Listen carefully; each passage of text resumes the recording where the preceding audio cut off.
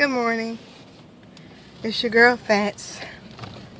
You already know what I'm doing. There's no need to assume. On my way to work. It is Friday.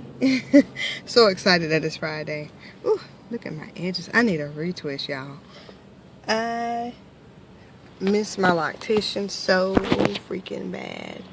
I just haven't been able to go. Let me see here. I got the sun in y'all face. People still driving through the yellow light. Okay, so yeah, now I can go. But yesterday was out handling some business, trying to get some stuff done. Was off work but was still working. Y'all know how that goes. Off work but still working. Never can seem to get any rest. For those of you that don't know, I'm a mom of 3 and also a wife. Sorry, fellas, and some of you ladies.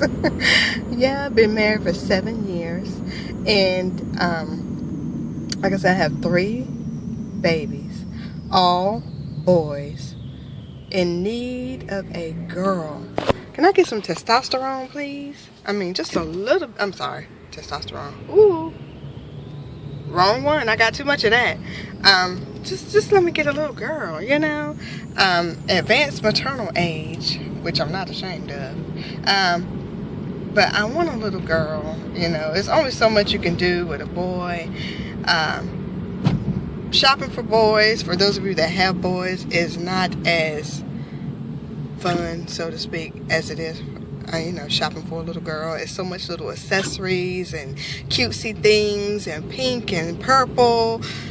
No, not for boys. You know, I'm all down for boys wearing pink, but no, I just want a little girl. My boys are 5, 2, and 1, and my 1-year-old is bigger than my 2-year-old.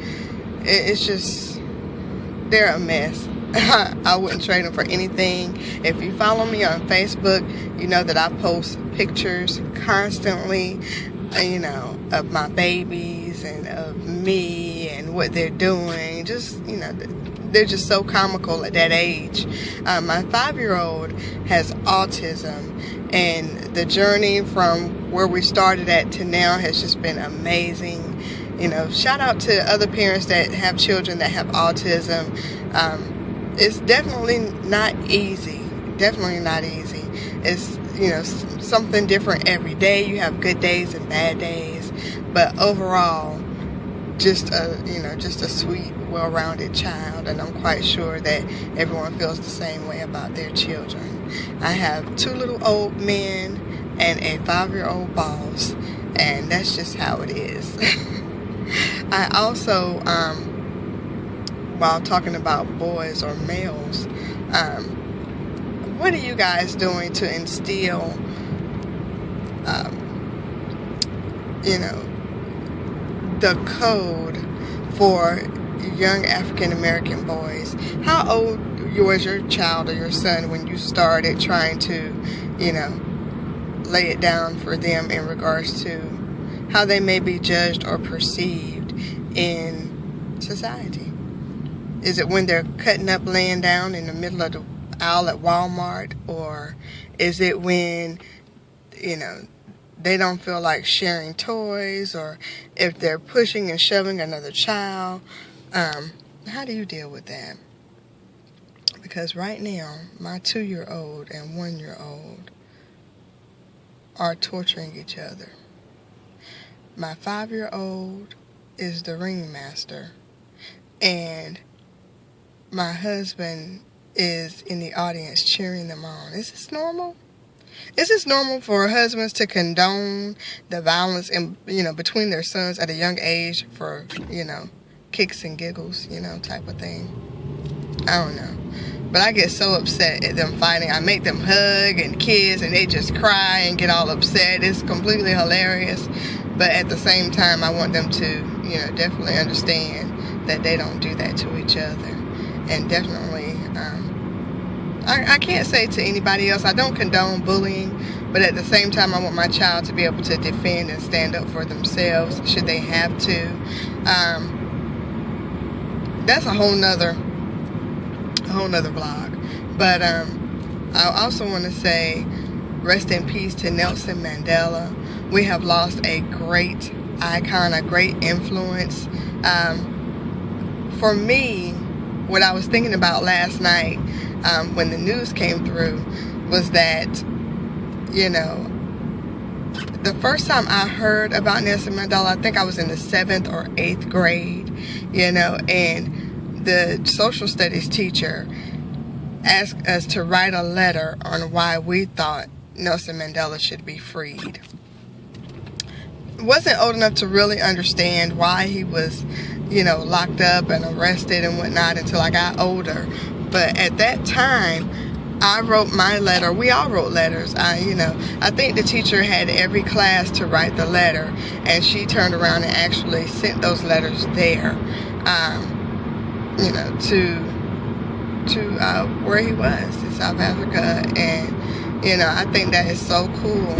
You know, I'm not sure if my little letter or any of my classmates at the time had an impact on him being freed or whatever. You like to think that you had something to do with something so grandiose. But, you know, I remember watching it on TV. You know, my parents at the time, of course, were news freaks, and they made us, you know, made me rather, because I was the only child at home, to sit down and watch it, you know, because it was a historical moment when he was released from prison. And he, you know, just the people were just celebrating and singing and dancing and shouting and crying. And I just remember that moment. And even now, talking about it, I'm getting chills. You know, does anybody else get chills, you know, when talking about things such as pertaining to African American history or history? I do. You know, I feel such a close connection with people from there, with the motherland. I don't know if it's just me, but, you know, I run into a lot of, you know, African Americans. I ain't African, ain't nothing African about me. You know, I'm not from Africa. That used to bother me, because I'm like, those were, you know, those are our ancestors. You know, even they fought hard for some of the freedoms that we have here, I believe. And I consider myself to be African, pro-Africa. And, you know, once upon a time, I was, you know, power to the people, you know, and I was just pro-black everything. And, you know, my little red, black, and green medallions, my posters, you know, and just all, you know, all in it. And, you know, over the years, you know, the NAACP, you know, Pan-African, you know, just all kind of things pertaining, all things African was your girl. And over the years, I hadn't been able to be as, you know, involved as I would have liked to have been. But I do have a bucket list, and one thing on my bucket list is to go there and visit. I would like to go see it for myself. I want to go just lay my eyes on everything. You know, all the major landmarks that tourists like to go see. That's what I want to go do. But yeah, rest in peace to Nelson Mandela. You will definitely be missed, and your impact on the world has definitely been felt. And one of my favorite pictures that I would love to have framed, that is the picture of President Obama and a picture of Nelson Mandela. That picture is everything. That picture is everything. If you haven't had the chance to see it, go Google it and check it out. I love it. I must have it. I must have it. But yeah, I'm not going to keep you guys too long. I'm on my way to the plantation. Hopefully the day will go by fast. It's Friday. Just ready for the day to end so I can try to sneak me some time in for myself, pamper myself just a little bit. And, you know, I hope you guys again are doing well, and just, thumbs up this video if you like what I'm talking about. If you don't, thumbs down. If you have any other suggestions, post it in the comment box below. Hit me up on my Facebook fan page, Fat Girl Love. That's PhatGurlLove. Just, let me know what you think so far. Am I boring you to death? Hey, so be it. Go find you something else to look at. But who would want to look at something else when you can look at me? You guys have a good day. Bye.